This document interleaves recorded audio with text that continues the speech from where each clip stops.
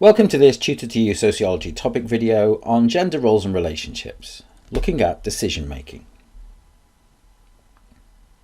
One aspect of gender roles and relationships that students need to consider on the AQA specification is the power relationships between males and females in the family unit. One of the aspects of power relationships that sociologists consider is decision making in the family, focusing on which partner has the most influence in the decision making of the family. There are several different aspects of family life that partners have to make decisions on, and these include financial decision making, how money is spent, child rearing, decisions on how to raise their children, housing, where both people live, and decisions of other aspects of housing such as decoration or home improvements, and finally day-to-day decision making, the everyday choices that families have to make such as leisure time, food shopping and so on. In this video, we're going to look at some of the research by sociologists that have investigated attitudes to decision making in the family. Despite an increasing financial independence for women, males still have a balance of power within the financial decision making in the family. Hardell et al. Found that males remain more influential in the financial decision making process in a family, with decisions on large purchases such as house buying and home improvements being based upon the income of males. Parle suggested that while finances in the home were increasingly being pooled, male-dominated pooling, where male has more influence over the spending, was the most common form of pooling of resources. Previously, when female employment was less common, males operated allowance systems, but this is less of a trend in contemporary society, with 75% of females working.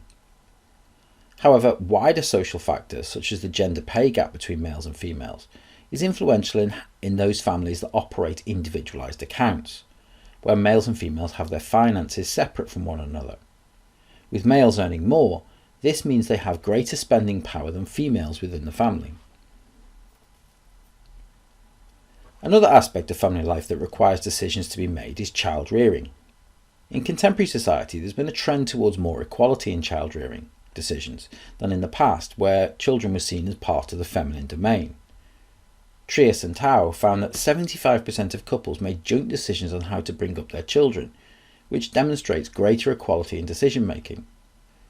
However, women are more likely to sacrifice their careers to provide care for children, with 3 in 10 reducing working hours to accommodate childcare compared to 1 in 20 males, which reinforces the idea that women are seen as being the primary caregiver. This has impacts on their career progression, as outlined by Gatrell, who found that women's financial power is often decreased once they become mothers, with promotional prospects less likely due to absences for maternity leave and parental leave. Gatrell found there were many assumptions about women's commitment to work if she was a mother, which reinforced traditional stereotypes and impacted upon the gender pay gap in society.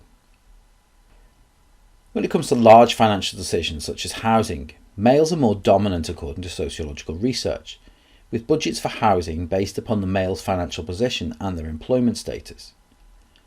Parle found that the higher financial status of males, higher credit ratings, more secure employment, made them more dominant in decisions on housing purchases. Families are more likely to move for the male's employment rather than the female's, although this is changing slightly in contemporary times. Edgell found that women were more likely to be afforded greater influence over smaller household decisions such as furnishings and decoration, although it can be argued that this research is dated somewhat and does not reflect the greater financial independence gained by women throughout the 1980s and 1990s. Nor does it take into account the number of females who are homeowners before marriage or are lone parents and homeowners. Day-to-day decision making is dominated by females according to Edgell, with the traditional stereotype of women running the home still evident. While Hardell et al. Found a greater equality in decision making, most of the day-to-day decisions are abdicated to females in the household, with males taking less responsibility for decisions over children's clothing, what food is eaten, how labour is divided, etc. This is somewhat supported by research from the Office for National Statistics that found a minority of males taking sole responsibility for food shopping, although almost half of the families surveyed declared that food shopping was a joint responsibility. When looking at decision making in the household, the increased financial power of women can be seen to have had some impact on their role in the decision making process, particularly with the rise of dual earner families. With women having more financial power than previously, this gives them a greater potential to contribute towards the family income and therefore gives them more negotiating power when discussing finances. In comparison to previous generations where women were more dependent upon their husband's generosity or lack thereof, women are able to exercise more free will in decision making as the fear of being given nothing is removed.